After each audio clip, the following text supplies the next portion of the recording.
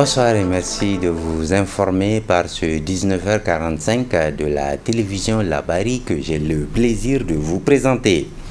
En cette période de soudure, la persistance de la hausse des denrées alimentaires, notamment les vivres dont le riz, est la principale difficulté des consommateurs nigériens. Ces derniers attendent du gouvernement des mesures fortes, surtout au regard de la baisse des tarifs des hydrocarbures le 24 juillet dernier. Reportage de Hassan Saleh Mustafa. L'un des produits de base des Nigériens est incontestablement le riz. Il est accessible aux citoyens à faible revenu. Ce produit devient de plus en plus un produit à ceux qui ont plus de moyens au Niger. Son prix a drastiquement augmenté, pour ne pas dire doublé. En effet, les sacs de 25 kg qui se vendaient avant les événements du 26 juillet 2023 entre 9 500 et 13 500 se vendent actuellement entre 15 000 et 23 000 francs CFA. Des hausses vertigineuses qui ne se justifient pas, déplorent les consommateurs qui ne savent plus à quel sens se vouer, d'où ces cris de cœur de l'acteur de la société civile. Avec des commerçants qui, sans foi ni loi, est au-dessus de l'espérance de ce qu'on avait mis en place. Et de l'autre côté, les gens sont en train de contourner avec tous les efforts que le gouvernement a réévalué, la synergie d'action, toute une batterie d'actions que le gouvernement a mis en place. Malheureusement, avec ces faux fuyants de ces commerçants sans aucun repère, et maintenant ils sont en train de faire de n'importe quoi. Je pense que ça accaparait aujourd'hui de ces biens précieux qui est l'alimentation de base. Ça permet aujourd'hui d'avoir de l'argent facile. Non, plutôt le contraire. Ils sont en train de se tromper de porte. Au moment où ton proche est dans une situation délicate et que toi tu n'arrives pas à trouver le minimum pour aller au soutien à ces derniers, tout ce que tu vas s'accaparer devient au-delà de ce que tu penses. Ça n'a pas de sens, ça n'a pas de valeur. Le cri du cœur de la population, le cri du cœur de ses concitoyens, le cri du cœur que nous avons poussé de part et d'autre, ça devrait être entendu. Le gouvernement a bien entendu. Mais malheureusement, malgré la décision prise par le ministère du Commerce de fixer les prix à 13 500 francs, les commerçants n'ont pas du tout respecté cette décision. Les consommateurs, impuissants devant cette situation, continuent à acheter les sacs de riz au prix imposé par les commerçants. Les autorités disposent le moyen de faire fléchir ces récalcitrants, estime l'acteur de la société civile. Comment tu peux comprendre aujourd'hui par rapport au dispositif avec les commerçants que le ministre du Commerce les a interpellés, ils ont tenu des réunions partout. Ces commerçants reviennent à la charge. Comment tu peux comprendre ça? Ce qui reste, le gouvernement a la carotte et le bâton. Si les gens ne savent pas utiliser la carotte, et maintenant ils sont obligés d'utiliser le bâton. Ça c'est obligé. En termes clairs, ça veut dire qu'on doit en fait sanctionner tant que les gens n'écoutent pas, tant que les gens n'arrivent pas à asseoir une politique qui nous permettra d'aller ensemble, la main dans la main, pour aboutir avec un Niger émergent, avec un Niger qui a une nouvelle vision. Mais si les gens n'arrivent pas à comprendre ça, je pense que ça veut dire qu'on doit aller au-delà. Il n'y a personne qui est au-dessus de loi et règlement de la République. Et le gouvernement a les moyens de pouvoir atténuer la souffrance de la population. Maintenant, en faisant quoi? En faisant la valorisation de ces produits de première nécessité qui sont utilisés au quotidien. De faire rabaisser les prix par tous les moyens. J'ai dit par tous les moyens. Tant que la population n'arrive pas à mettre quelque chose dans le ventre, donc ça veut dire que ça ne va pas. Avec cette allure et avec cette morosité économique au Niger, les Nigériens à faible revenu ont les yeux fixés sur les autorités en cette veille de la période de soudure pour prendre des dispositions nécessaires qui s'imposent en attendant l'amélioration de la situation. Une amélioration qui serait possible avec notamment la promotion des cultures irriguées à grande échelle. Hélas, la saison hivernale, ce n'est pas seulement les difficultés liées à la période de soudure, il y a aussi l'impraticabilité des routes qui constitue un véritable calvaire pour les usagers de la route. Des routes dont l'essentiel sont en latérite et dans les quartiers, c'est extrêmement difficile de se déplacer d'un point à l'autre. Assama Ousseidou. Emprunter certaines voies de la capitale en saison pluvieuse relève d'un véritable parcours de combattant. Après la pluie, c'est un calvaire, c'est un casse-tête. Aujourd'hui, quelle est la voie à l'issue pour qu'on chemine vers le goudron, un goudron qui t'amène à peine aux 200 ou 300 mètres du goudron? C'est ça aujourd'hui le problème. Donc ce qui fait que toutes les voies qui amènent sur le goudron aujourd'hui, c'est de faire des gymnastiques. Qu'on le veut ou pas, ça c'est une réalité palpable sur le terrain que tout le monde est en train de vivre. Ça c'est une réalité. Même à pied, aujourd'hui ça veut dire que c'est un problème. À plus forte raison ceux qui ont des véhicules. C'est un problème récurrent, l'impraticabilité des routes, surtout au moment de la saison pluvieuse. C'est vraiment un casse-tête pour circuler à Niamey. Et nous, en tant que conducteurs, en tout cas, c'est un outil de travail la route. Donc si les routes sont impraticables, donc nous sommes handicapés, on ne peut pas assumer notre devoir, en tout cas de transporter les gens et les déposer. Vraiment c'est un casse-tête. Et l'autre aspect, c'est un problème parce que ça nous cause beaucoup de dommages sur nos véhicules, les amortisseurs, en tout cas toute la suspension. Les gens à chaque semaine ou 2 semaines, tout ce qu'on gagne et on va encore après ACC des pièces détachées, aller au garage. Donc pratiquement pendant la saison pluvieuse, nous souffrons beaucoup économiquement, socialement, la population encore souffre. Les usagers interpellent les autorités par rapport à cette situation qui leur cause beaucoup d'impair. Et l'état des véhicules, tu as vu que maintenant, ça veut dire que tu prends un véhicule, ça veut dire qu'un an, maintenant ça serait la carcasse. Vous prenez, ça veut dire qu'aujourd'hui, surtout pendant la saison pluvieuse, même par ailleurs, ça veut dire qu'il faut aller refaire les amortisseurs, il faut aller reprendre le prix, il faut aller reprendre la peinture, donc ça veut dire que ça serait zéro. Nous interpellons la ville de Niamey d'encore de redoubler d'efforts. Effectivement, il y a des efforts qui ont été faits par rapport au nid des poules, mais de faire des efforts pour désenclaver en tout cas les grands quartiers périphériques qui ont une grande population, qui ont besoin de se placer. Parce que la mobilité quand même, c'est ça aussi. Sans mobilité, il n'y a pas de vie. Sans mobilité, il n'y a pas de travail. Donc vraiment, nous pensons que c'est indispensable. Il revient alors aux autorités de la ville de Niamey de prendre leurs responsabilités afin que Niamey la coquette puisse être une réalité. Parmi les décisions phares du Conseil national pour la sauvegarde de la patrie en une année de gestion des affaires de l'État, le note l'ordonnance portant suspension de la délivrance des titres de détention coutumière. Une décision largement appréciée et saluée par les acteurs concernés dans ce reportage de Ismaël Moumouni Moussa. Interdiction aux autorités administratives et coutumières de procéder à toute délivrance d'attestation de détention coutumière jusqu'à nouvel ordre. Voilà ce qu'a décidé le chef de l'État. Cette décision du président du CNSP, le général de brigade Abdraman Chani, est saluée à sa juste valeur par le syndicat du secteur du lotissement et l'immobilier au Niger, qui estime que c'est pour l'assainissement du secteur. Nous devons remercier les autorités du CNSP de vouloir assainir le foncier, parce que nous savons qu'il y a beaucoup de problèmes dans le foncier. Notre syndicat a eu le privilège de rencontrer le ministre de l'Urbanisme, le gouverneur et l'administrateur délégué de la ville de Niamey. Et tous nous ont montré leur ferme détermination d'assainir très clairement. Cette décision, qui concerne tous les terrains relevant du domaine public et même privé de l'État, pose des zones d'ombre pour ce syndicat. Quand il y a du flou, il faudrait réparer ce flou d'abord. Parce que la situation, la décision, l'ordonnance là, n'apparaît pas très clairement. Il faudrait d'abord bien clarifier ça. Parce qu'il y a tous les jours des transactions. On ne peut pas interdire, parce que tous les jours, quand vous voulez vendre un bien, vous le vendez. C'est votre propriété. Donc il faudrait bien définir de quoi il s'agit. Est-ce qu'il s'agit de tous les particuliers ou bien il s'agit du domaine de l'État? Donc que ce soit clair. Parce que là, la population est dans une confusion totale.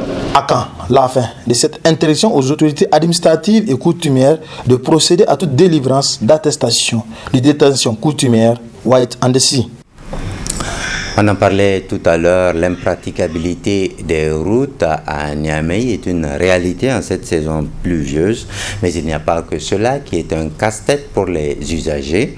Ces derniers doivent aussi se mettre à amener leurs véhicules et engins au lavage pour être nettoyés des boues et autres eaux usées qu'ils rencontrent sur la route. Mais le malheur des uns faisant le bonheur des autres, cette activité est devenue une activité génératrice de revenus pour bon nombre de jeunes Nigériens, dont des élèves en vacances. Reportage de Moucharaf Jibo et Aboubakar Soleil. En cette période des pluies à Niamey, il n'est pas rare de constater les véhicules très sales qu'il faille obligatoirement laver. C'est l'occasion parfaite donc pour les responsables des lavages automobiles de la capitale de se frotter les mains au vu de l'engouement de les différents lavages. Selon un des employés, ce métier est une activité génératrice de revenus qui leur permet de subvenir à leurs besoins. J'arrive bien à subvenir à mes besoins. Parfois, il n'y a pas assez de travail et des fois, nous sommes même débordés. On lave les motos à 500 francs et les voitures à 2000 voire 3000 francs. Les gros porteurs aussi viennent, on les lave à 10 000 francs CFA. On gagne bien notre vie comme cela. Pour les clients, cet état de fait est dû à la mauvaise qualité des voies de la capitale, qui manque cruellement d'un système de drainage.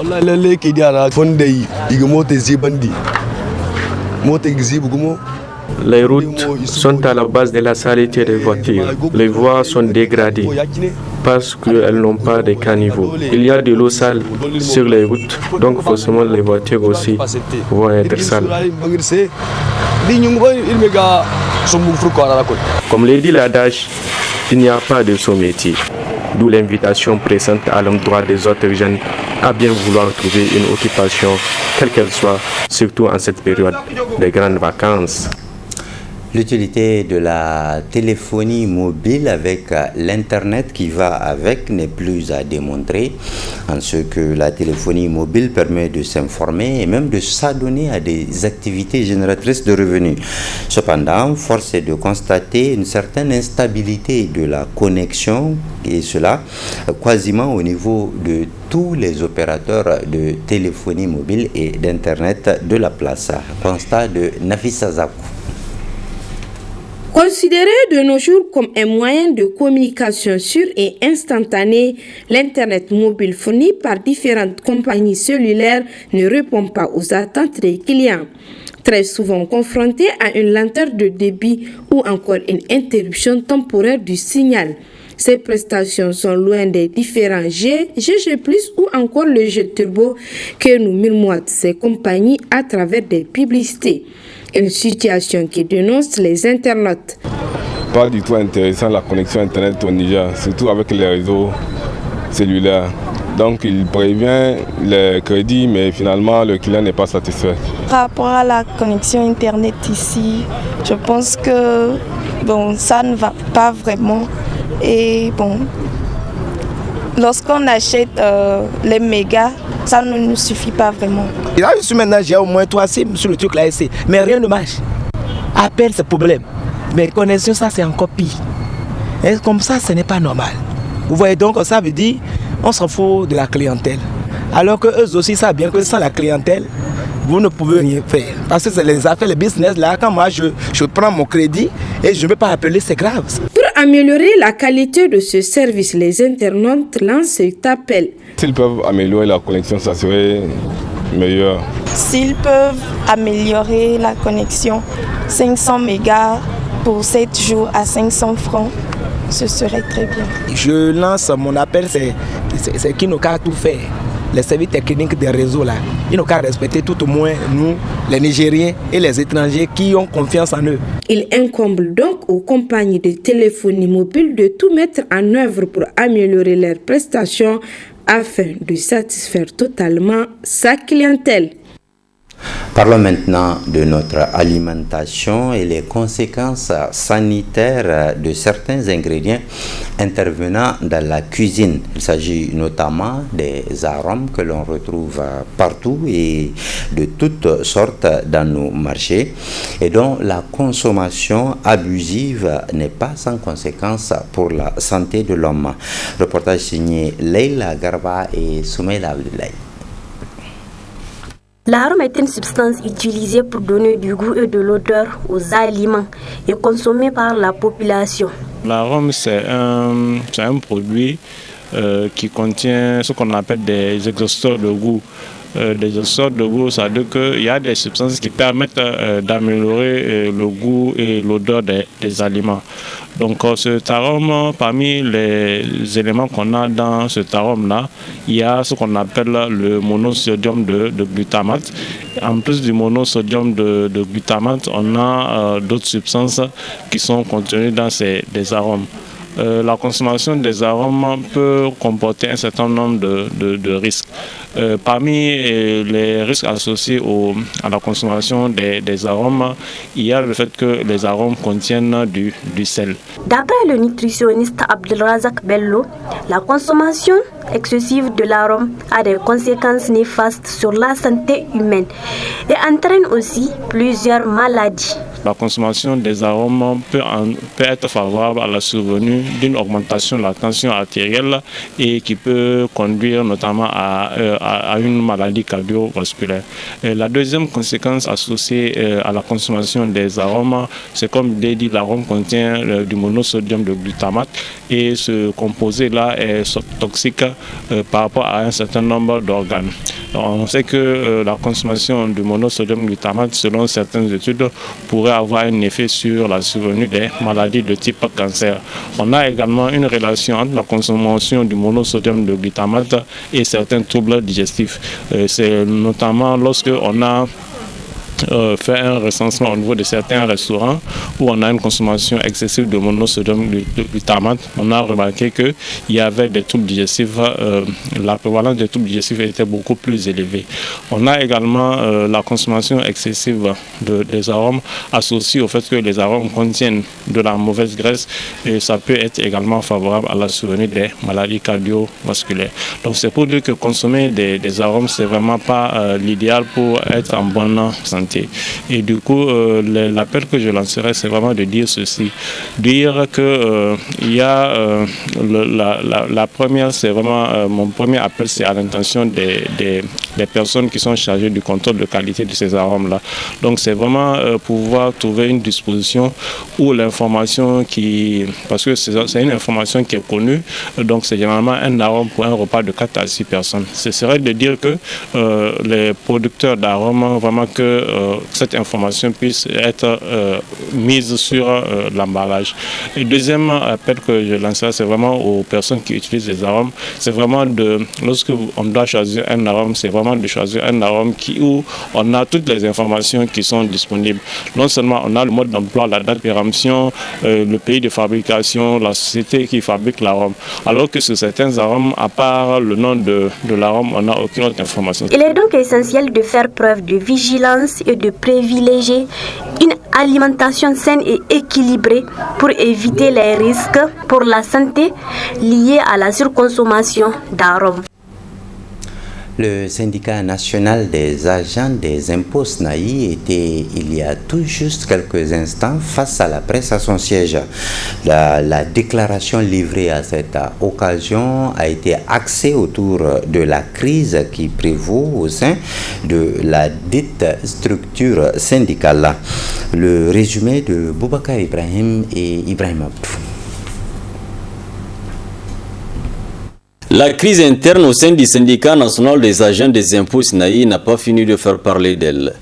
Ainsi, à travers cette sortie médiatique, le bureau exécutif national juridiquement reconnu entend apporter des réponses aux agissements et aux prises de position de la Confédération démocratique des travailleurs du Niger CDTN. Il vous souviendra que la crise qui a secoué le syndicat national des agents des impôts a commencé lors du congrès ordinaire tenu le 25 et 26 mai 2022 à Tawa. Ce congrès devait permettre l'élection d'un nouveau bureau exécutif national, mais il s'est terminé de manière tumultueuse sans parvenir à un consensus. Cette impasse a laissé le syndicat dans une situation inconfortable. En réponse à cette crise, un congrès extraordinaire devrait être convoqué par le bureau exécutif national pour permettre la mise en place d'un nouveau bureau et la révision des textes fondamentaux selon la recommandation du congrès. C'est ainsi que les dissidents se sont précipités pour convoquer un congrès en violation des textes statutaires du SNAI, notamment l'article 12 des statuts qui stipule qu'un congrès extraordinaire peut être convoqué sur décision du BEN, du conseil syndical ou à la demande de 3/4 des sections. Malgré la convocation d'un congrès extraordinaire par le BEN que nous dirigeons, le sieur Abbas Falalou et compagnie ont outrepassé les textes pour convoquer unilatéralement un congrès le 17 juillet 2022 avec le soutien financier et matériel de la Confédération démocratique des travailleurs du Niger et la DGI de l'époque. Ce coup de force a considérablement aggravé la crise. En effet, ce congrès a en réalité approfondi les divisions au sein du SNAI. Nous avions ainsi contesté la légitimité du BEN mis en place en affirmant haut et fort que ce congrès extraordinaire avait été convoqué illégalement et sans consulter le BEN et de la Commission de contrôle administratif et financier. Les organes habilités à convoquer un congrès extraordinaire. Dès lors, nous avions dénoncé ce que nous avions qualifié de coup de force, orchestré par la CDTN avec les financements occultes et le soutien du DGI de l'époque dans le seul but de déstabiliser le SNAI. C'est le lieu de rappeler la stratégie indicieuse et déloyale adoptée par le SG de la CDTN pour diviser le SNAI. Cette organisation, loin de jouer le rôle neutre et impartial qui incombe à une centrale syndicale, s'est engagée dans un jeu vil et honteux, cherchant à s'aimer la discorde parmi les membres du SNAI. La CDTN a commencé cette manœuvre en réintégrant les membres du dissident au sein du BEN CDTN, marquant ainsi une rupture flagrante avec les principes d'unité syndicale. Cette connivence a culminé dans un effort coordonné pour déstabiliser le SNAI, sapant la confiance des membres et compromettant gravement l'intégrité de l'organisation. Attaque gratuite contre le directeur général des impôts. Ayant perdu tout espoir et fidèle à ses habitudes, le talentueux SG de la CDTN a repris de plus belle ses manœuvres sournoises, toujours dans le but d'assouvir ses intérêts mesquins. Mal lui en est pris. La CDTN vient d'être prise dans un nouveau jeu malsain, ciblant délibérément le nouveau directeur général des impôts en tentant un jeu de discrédit injustifié sur sa personne. Et égal à tous ceux qui venaient d'être présentés, le bureau exécutif national dit désormais prendre ses distances de la centrale syndicale. Désaffiliation du BEN SNAI de la CDTN.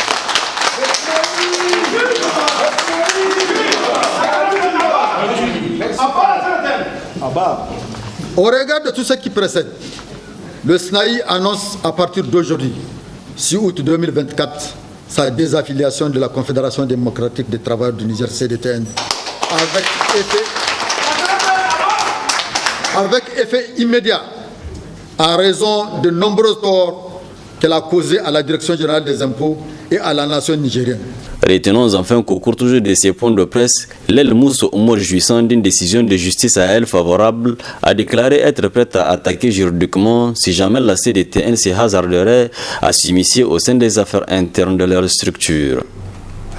Ce journal est à redécouvrir tout à l'heure à 22h45 et les éléments qui le constituent aussi, vous pourrez les suivre dans nos éditions de demain à 7h15 puis à 12h45. En attendant, le programme se poursuit sur la télévision Labari. Tout de suite, la rediffusion de la revue de la presse avec Adam Soumana. Bonne réception et à très bientôt, Inch'Allah.